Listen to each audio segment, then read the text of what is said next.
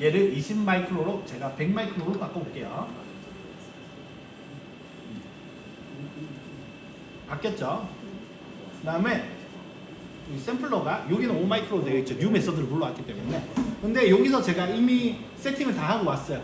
다시 세팅하기 귀찮잖아요. 인스트루먼트에 저장되어 있는 그 메서드 파라미터를 불러오는 거예요. 불러오면 얘가 100으로 바뀝니다. 편하게 바꿀 수 있겠죠. 그러면 투더 인스트루먼트는 뭘까요? 반대가 되겠죠. 요 메서드로부터 지금 돌고 있는 수치를 바로 바꿀 수 있는 거예요. 그러니까 안정화도 바로 바뀌게 되겠죠. 예를 들어서 얘를 10으로 바꾸고 다운로드를 하면 10으로 바뀝니다. 요 차이다. 항상 헷갈릴 수 있는데 프롬 더 인스트루먼트 업로드, 다운로드라고 보시면 돼요. 기계가 더 크잖아요. 그렇게 기억하시면 편할 것 같습니다. 제너럴에는 프로머티에는 디스크립션 그리고 각각의 메서드별로 어디트를 껐다 켤 수가 있습니다. 따로 한번 키면 못 꺼요. 메서드 삭제하기 전까지는 이 메서드 안에서 인 거예요. 그 다음에 펌프부터 천천히 살펴보자면 펌프에서 제일 중요한 거는 플로우겠죠. 플로우 레이트를 1 설정하실 수가 있고요. 또는 뭐 0.5 보통 1 쓰시겠죠. 말도 안 되는 수치를 넣으면 느낌표가 뜨면서 레인지를 알려줍니다. 너네 여기서부터 여기까지 쓸 수 있어 라고.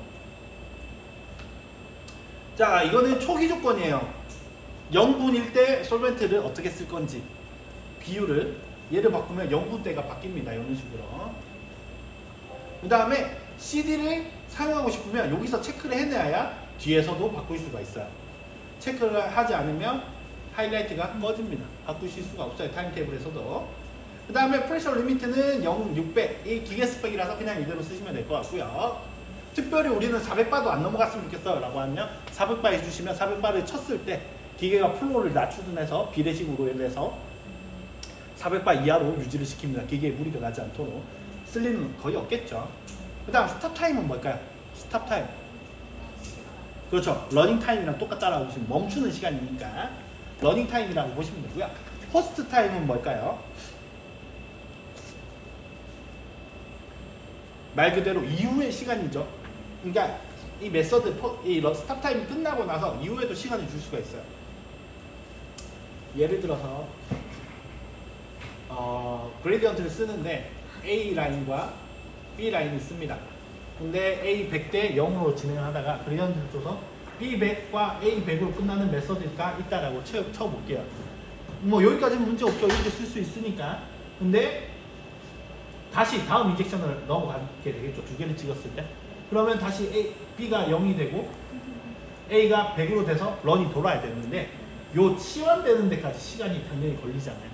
아무리 여기 펌프에서 똑같이 뿜어준다 해도 컬럼에까지 도달했을 때 시간이 걸리겠죠. 이 기계 총 볼륨, 딜레이 볼륨이나 이런 것들이 있으니까요. 그렇다 보니까 여기에 시간을 포스트 타임으로 줄 수 있고 또는 메서드를 디벨롭을 해서 여기 시간을 바꿔서 더 줘도 되겠죠. 두 가지로 선택을 할 수가 있습니다. 이런 경우에 포스트 타임을 쓰는 경우도 있습니다. 포스트 타임을 쓰면 데이터가 수집되지 않아요. 그 시간 동안. 어떤 일이 발생했는지 알 수는 없어요. 다만 데이터의 용량은 적어지겠죠. 뭐 큰 차이는 없겠지만은. 그래서 포스트 타임의 정의는 메서드 초기 조건으로 돌아와서 몇 분 동안 안정화를 할 건지에 대한 내용이다 라고 보시면 되고요. 이 스탑 타임과 포스트 타임은 각각의 모듈에서 각각 지정해 줄 수가 있는데 하나의 런인데 서로 다른 포스트 타임이나 다른 러닝 타임을 갖고 있으면 안 되잖아요. 그래서 꼭 펌프에서 수정하시는 걸 권장드립니다. 적극 권장드려요. 예를 들어서 선생님은 나는 샘플러가 마음에 들어서 맨날 샘플러에서 바꿨어요.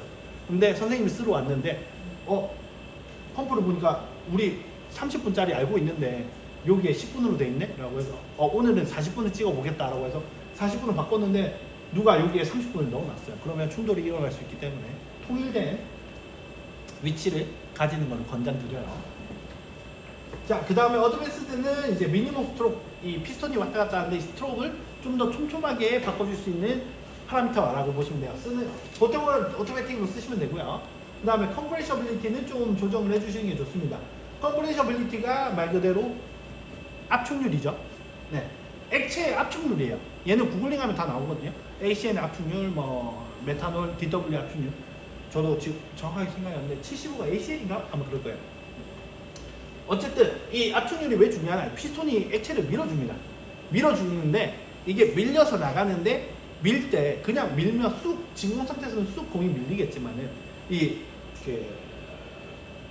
중력도 있고 반발 작용 반작용 뭐 이렇게 이 힘에 비례해서 나가는 그런 것들이 있잖아요. 액체도 이렇게 압축돼서 이렇게 밀려서 나가는데 이 밀릴 때 압축이 된단 말이죠.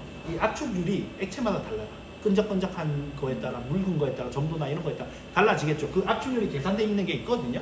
그거를 분리해서 ACN이면 ACN에 맞게 이런 것들이 좀 조정해 주시는 게 좋습니다. 얘들은 물론 그냥 우리 커먼한 실험에서는 문제가 안 생길 수 있는데 조금 디테일한 실험들에서는 문제가 생길 수 있어요. 얘들 바꾸는 걸로 인해서 이 플로우 유량이 미세하게 바뀔 수도 있거든요. 왜냐하면 압축률을 10으로 느슨하게 줬는데 얘는 뗀뗀해요. 그러면 좀 덜 밀 수가 있는 거고 엄청 크리티컬한 차이는 아니지만 쟤는 개수 ABC에 따라서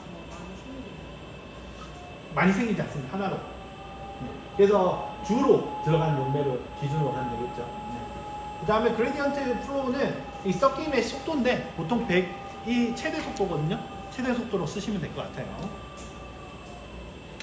그 다음에 프라이머리 채널은 오토매틱으로 진행하시면 되고요.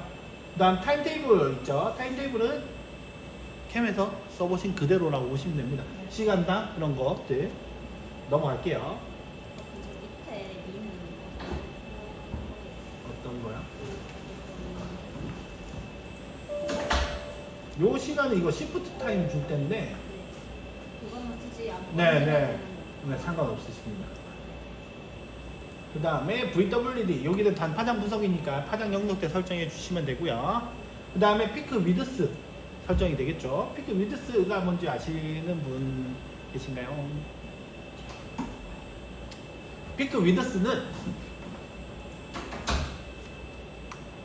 요거라고 보시면 지금 민, 그다음 레퍼런스 타임, 헤르츠죠. 다 시간과 조금 연관이 있는 단위들이에요. 저희가 중학교 때 배우죠. 선은 점의 연속이다 라고 선을 하나 그었을 때 많은 점들이 지나고 있다 라고 배우잖아요. 저희가 시그널을 받을 때도 점들을 찍어서 데이터가 형성이 됩니다. 감이 오시죠? 저희가 죄송해요. 제가 그림을 잘 못 그립니다.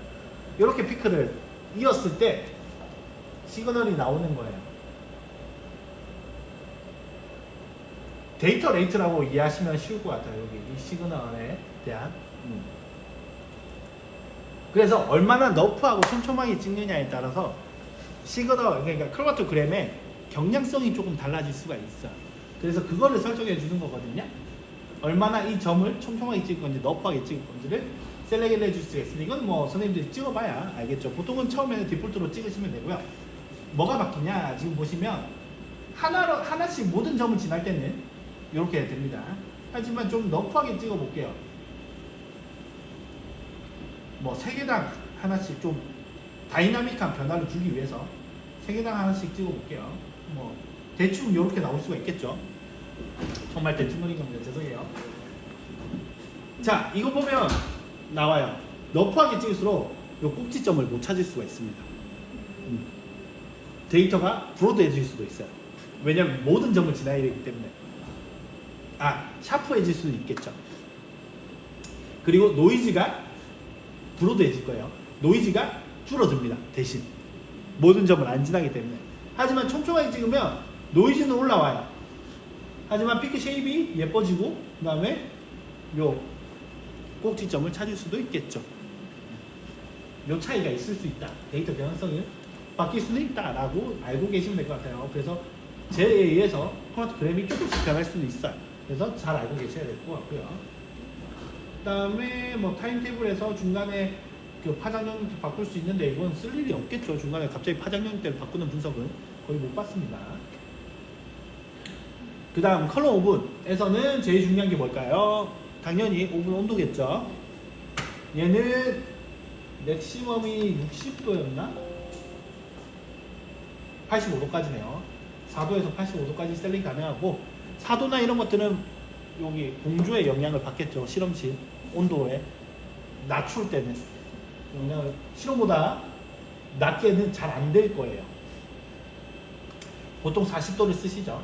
그 다음에 콤비는 요 왼쪽을 따라가야겠다. 열팀 블록이 왼쪽으로 좀 나뉘어져 있어요. 그 다음에 여기는 밸브가 없어서 이 기능 쓸 일은 없고요. 그 다음 스타타임은 앞에 거 따라갈 거고, 어드밴스드 기능 중에 요 템퍼러처가 어느 수준에 왔을 때 레디로 바꿀 건지, with any 템퍼러처를 누르면 어떤 온도든 레디를 해줍니다. 지금 40도가 아닌데도 any 템퍼러처로 바꾸면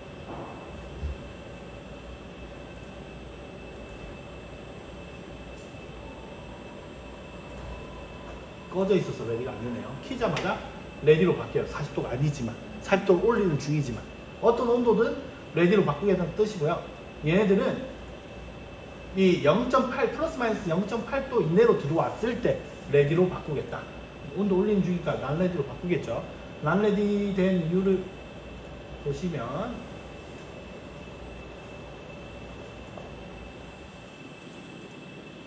난 레디 된 이유를 보시면 여기 레프트 라이트가 낮다 온도가, 그래서 레디가 안 된다 라고 나오고요. 한 가지 더, 요게 시간을 주면 플러스 마이너스 0.8도 이내로 들어왔더라도 1분 동안 안정화가 유지가 돼야 레디로 바꾸겠다 라는 뜻이에요.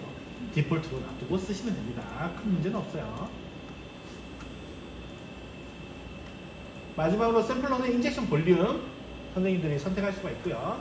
그 다음에 체크해서 리드워시 기능 쓸 건지 말 건지 하시면 되고요. 그 다음에 어드밴스드에는 드로우 스피드, 인젝트 스피드, 웨이트 타임 애프터 드로우, 그러니까 니들이 들어가서 얼마나 기다렸다가 당길 건지, 피스톤, 그러니까 피패팅을 할 건지 늘 설정할 수가 있어요. 드로우 스피드, 당기는 스피드죠. 피패팅 하는 스피드죠. 그다음 인젝트, 니들 나오는 스피드죠. 이런 것들 왜 조정할까요? 왜 선생님들이 조정할 수 있게 팩터를 넣어놨을까요? 파라미터를. 피패팅 할 때 어떻게 하세요, 선생님? 그냥 하세요. 자, 염산, 1몰짜리 염산을 만들어야 된다고 생각을 해볼게요. 염산은 되게 끈적끈적하죠. 위험하고. 제가 끈적끈적한 액체가 염산밖에 생각이 안 나서 염산으로 예를 들자면, 만들 때 만약에 비커 에너지만 5ml만 만들어도 된다라고 가정을 해볼게요. 그러면 피패팅을 하겠죠. 피패팅 할 때 어떻게 하세요? 그냥 바로 따지는가? 안 하죠. 피패팅 하고 따지죠. 그렇잖아요. 그래서 처음에 팁을 넣고 팁 안에 그 염산을 채워서 벽면을 한번 닦아준 다음에 천천히, 왜 천천히 올릴까요? 천천히 하잖아요. 몰성이 끈적끈적하기 때문에 정확한 양을 피피팅 하기 위해서 똑같아요. 간혹 샘플이, 그러니까 예를 들어서 푸드로 예를 들면 젤리를 분석한다거나 젤리를 녹여서 분석한다거나 당이 높은 아이들을 분석할 때는 끈적끈적해서 정확한 인젝션 양이 잘 안 잡힐 때가 있어요. 그랬을 때 이런 애들을 조정해 주는 필요가 있을 경우도 있다 라고만 알고 계시면 될 것 같아요. 그럴 때 끈적하거나 너무 묽은 액체라거나, 그래서 정확한 양을 인젝션 해줘야, 미세하게 조정해서 인젝션 해줘야 될 때가 있을 수가 있습니다. 그 다음 니들 하이트 오프셋,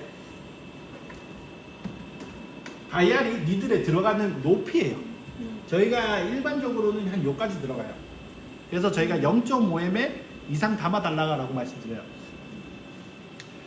근데 선생님들이 샘플이 스탠다드가 너무 비싸서 그 인서트 바이알을 사용한다거나 할 때는 물론 저희 에즈론트 기본 쓰면 문제는 없겠지만 니들이 너무 들어가서 인서트가 깨진다거나 또는 그런 현상이 니들이 휜다거나 그럴 수가 있기 때문에 선생님 사용에 맞춰서 니들을 올리고 조금씩 내리고 할 수 있습니다. 너무 내리면 바닥을 찍고 니들이 망가지겠죠. 그런 것들은 조심하셔야 돼요.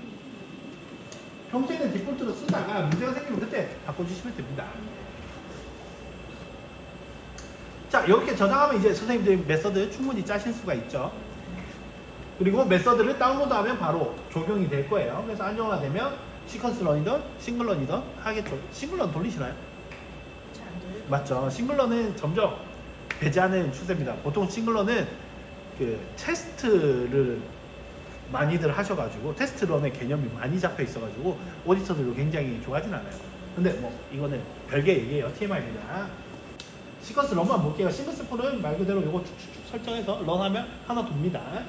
시퀀스 런으로 넘어왔을 때 캠 세션과 똑같아요.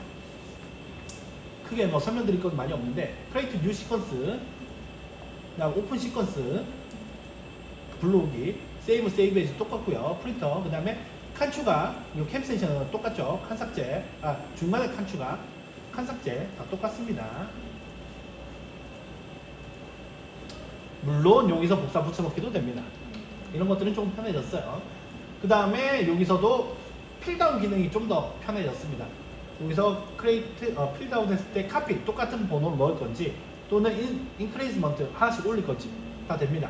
물론 11을 지나면 A11 다음이 어디예요? B1이죠.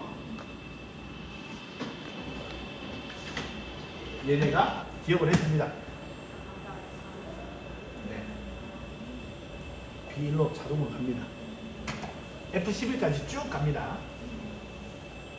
이런 것들이 좀 편하고요. 그 다음에 메서드 지금 아무것도 없으니까 빨간불이 왔죠. 메서드 아무거나 넣어주고 얘들도 필다운. 얘들은 인크리먼트가 안 통하겠죠. 메서드가 1, 2, 3, 4, 5로 저장되는 게 아니니까. 그래서 카피만 된다라고 보시면 되고요. 액션에는 무조건 인젝트가 되어 있어야겠죠. 그 다음에 얘가 체크 해제되어 있으면 얘만 빼고 돌립니다. 그 다음에 프로세싱 메서드는 캠스테이션과 가장 차별하는 점 중에 하나예요. 인테그레이션 이벤트나 칼리브레이션 이벤트나 파라미터나 이런 것들이 다 프로세싱 메서드로 따로 저장이 됩니다. 그러니까 예전에서는 이 캠스테이션은 마스터 메서드 개념이 있고 시퀀스 메서드 개념이 있었잖아요. 알고 계시죠? 그 개념에서 시퀀스 메서드가 거의 프로세싱 메서드로 좀 떨어져 나온 개념이라고 알고 계시면 좀 편해요. 나중에 프로세싱 할 때 설명드리겠지만 어퀴지션 메서드는 요 메서드 러닝 파라미터만 들어가 있다라고 보시면 돼요. 근데 인테그레이션 이벤트, 칼리브레이션 이벤트 뭐 이런 것들은 다 파라미터들은 프로세싱 메서드에 포함이 된다라고 보시면 돼요. 캠에서도 메서드에 파라미터들 넣을 수 있었죠. 인테그레이션 파라미터들. 그 오른쪽에 그 산 같은 모양이나 이런 것들 눌리면 얘들은 미리 프로세싱 메서드를 만들어서 넣어놓으면 프로세싱까지 이 메서드 파라미터에 의해서 프로세싱까지 된 데이터가 나오게 돼요. 근데 얘는 없어도 런 돌리는데 하나도 문제가 없습니다. 그 다음에 인젝션 횟수죠. 예를 들어서 잘 아시겠지만 캠 써보셔서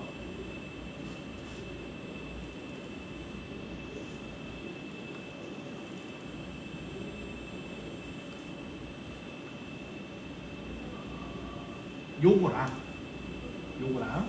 요렇게 런 돌리는 거랑 똑같은 거 두 번 찍는 거랑 얘랑 똑같습니다. 그렇죠? 얘를 런 돌리게 되면 알아서 분리를 해줘요.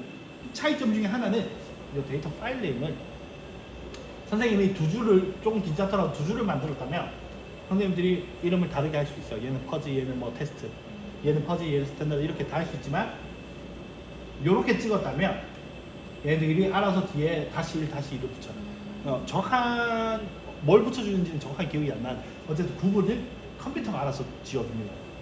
그 차이는 있어요. 이번에 데이터 파일 만들 때 저희가 한 그 프로젝트 안에 다르게 정리해서 폴더를 만들 수 있나요? 제가 이해를 잘못한 것 같은데 만약에 프로젝트에서 간단 실험을 하고 그 안에 날짜별로 정리를 해서 저 관리를 하고 싶거나 네. 그냥 같은 날이라도 테스트 그런 폴더를 만들고 싶은데 네. 지금 설명드릴 내용인데, 네, 선생님 잘 됐네요. 그 CDS 프로젝트 보시면 여기 테스트 안에 이렇게 들어가죠. 리절트 안에 쌓이게 됩니다. 요 시퀀스 저장하면 시퀀스는 요 CDS 프로젝트 안에 시퀀스 네임으로 시퀀스가 저장이 돼요. 예를 들어서 제가 얘를 세이브 에이지를 해볼게요. 테스트를 하면 요 시퀀스가 테스트라는 시퀀스 네임으로 저장이 됩니다. 요 창이 그리고 런을 돌리면 리절트 안에 요 이름으로 저장이 되는데 리절트 셋이 요 리절트 이름으로 저장이 돼요. 얘는 겹치지가 않아요. 왜냐하면 여기 계속 폴더가 생성이 될 거기 때문에. 그래서 요 안에 이제 데이터가 쌓이는 거예요. 선생님 말씀한 1차적인 해결은 되겠죠. 근데 이거를 선생님들이 뭐 날짜나 시간이나 바꿀 수 있습니다. 바꾸실 수가 있고요. 또는 요거보다 선생님들이 말씀하시는 거는 여기에 프로젝트 안에 얘를 프로젝트 그룹으로 만들어 놓고 이 안에 프로젝트를 따로 설정하시는 방법이 있어요. 그러면 그 곳곳대로 쌓이겠죠. 그러면 되게 좀 뭐가 많아지긴 하지만 그렇게 하실 수 있어요. 아, 그럼 아까 그 리절트 들어가서 폴더 만들 때 또 그 안에 폴더를 생성해서 만들 수 있는 건가요? 가능은 하죠. 여기는 파일 시스템이라 가능한 거긴 한데 네. 여기 보시면 예를 들어서 지금 프로젝트가 에즈먼트 테스트라는 프로젝트죠. 이 리절트에 선생님이 그냥 폴더를 폴더만 1, 2, 3 만들어요. 그리고 여기 패스를 바꿔주면 되긴 하겠죠. 이런 식으로 가능은 합니다. 근데 뭐 권장드리진 않아요. 저는 나중에 되게 헷갈리실 거예요. 여러 명이 쓰다 보면 선생님 편하기 위해서 이렇게 만들어 놓고 썼는데 다른 분들이 신경을 안 쓴다면 여기에 들어가는 불상사가 들어갈 수가 있겠죠. 물론 잘 쓴다면 정말 좋은 정리가 깔끔하게 잘 되는데 쓰지 말라는 뜻은 아닙니다. 정말 잘 쓰신다면 깔끔하게 쓰실 수가 있겠죠.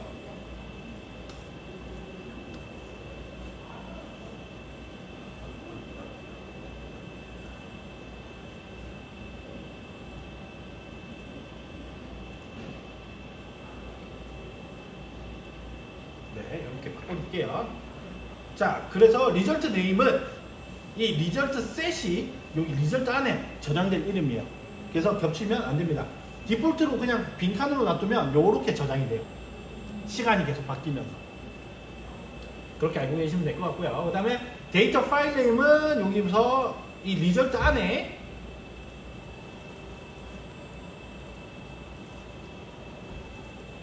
요 리절트 안에 제가 여기 넣은 이름으로 하나가 저장될 거고요.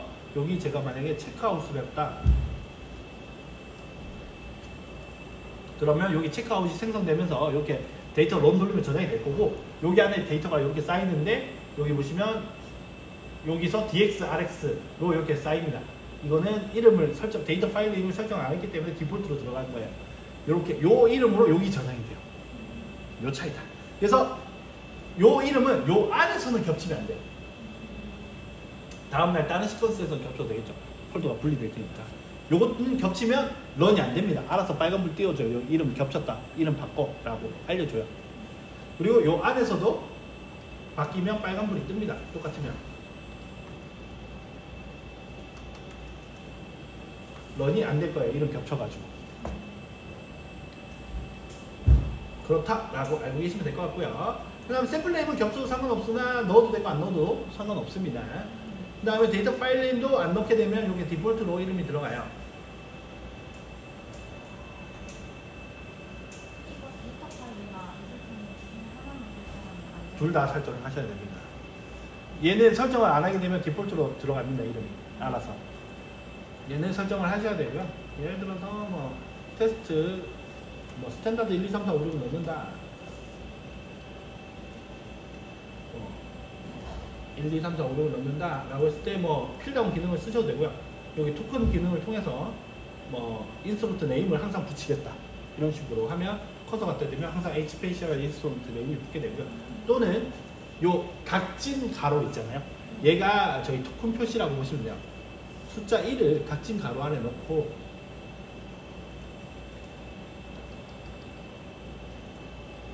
했을 때 필다운을 했을 때 하나씩 올릴 수가 있고 카피를 하면 똑같이 이름 들어가겠죠. 그 다음에 인크리스먼트 하면 1, 2, 3, 4, 5로 변합니다. 요 안에 있는 숫자만 변하는 거예요. 그래서 실제로 저장될 때는 가로 없이 스탠다드 다시 1 이런 식으로 저장이 된다라고 보시면 돼요. 이 선을 빼고 카피를 하면 이렇게 다 스탠다드 1로 겹치면 안 되겠죠. 하지만 인크리스먼트를 하면 이런 식으로 변한다. 이렇게 편하게 쓰실 수가 있다라고 알고 계시면 될 것 같아요. 그래서 시퀀스를 저장하고 런하게 되면 여기 한 줄이 쌓이게 되고 런이 끝나면 히스토리로 넘어가게 됩니다. 여기까지 하면 런 돌릴 수 있겠죠. 그 다음에는 시퀀스 파라미터에서 캠스테이션 시퀀스 파라미터 안에서 셧다운 또는 프리런 이런 걸 돌릴 수가 있었는데 셧다운 기능만 알려드리자면 얘는 셧다운을 뭐 시퀀스에 예전에 셧다운 메서드를 만들어서 넣던지 또는 얘네들은 셧다운이 메서드가 여기 따로 떨어져 나온다라고 보시면 돼요. 왜냐면 시퀀스를 여러 개 올 수가 있기 때문에 이 시퀀스가 끝나고 다음 시퀀스가 런 돌리고 마지막에 셧다운을 또 넣을 수가 있잖아요. 그래서 얘는 셧다운 메서드의 정의를 먼저 설명을 드리자면 선생님이 뭐 셧다운 메서드를 하나를 만들었어요. 예를 들어서 펌프 플로우는 필요 없으니까 0으로 만들고 그레디언트 필요 없으니까 딜리트하고 런타임은 뭐 0.5분 뭐 0.1분 최소로 넣어 볼게요. 그 다음에 뭐 얘네들도 필요 없으니까 꺼도 되고 켜도 되고 그 다음에 이 락 컨트롤 하면 꺼지겠죠. 그 다음에 샘플러도 뭐 인젝션 볼륨 0으로 해볼게요. 이렇게 제가 하나를 만들었어요. 셧다운 메서드를 이라고 만들어 볼게요.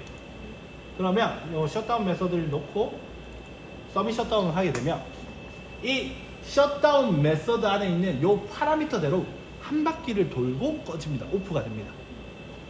그러면 잘 쓰면 워싱 기능으로 활용할 수 있겠죠. 플로우 1로 뭐 30분 돌고 꺼져라 이런 식으로 또 가능하겠죠. 또는 바로 끄기 위해서 이런 것들을 수치를 다 낮춰놓으면 바로 꺼지겠죠. 0.1분 뒤에 바로 꺼질 테니까. 그래서 이 셧다운 메서드는 선생님 아무 메서드나 써도 돼요. 요 메서드 넣어놓고 셧다운, 서밋 셧다운 하면 요 메서드대로 한 바퀴 돌고 셧다운을 알아서 해주는 기능이다. 선생님이 시퀀스를 하나를 짜고 서밋 셧다운까지 걸었어요. 그럼 여기 라인이 두 개가 생겨야겠죠. 시퀀스 라인 하나, 셧다운 하나. 근데 이 지금 얘를 보니까 한 번 더 돌려야 될 것 같아요.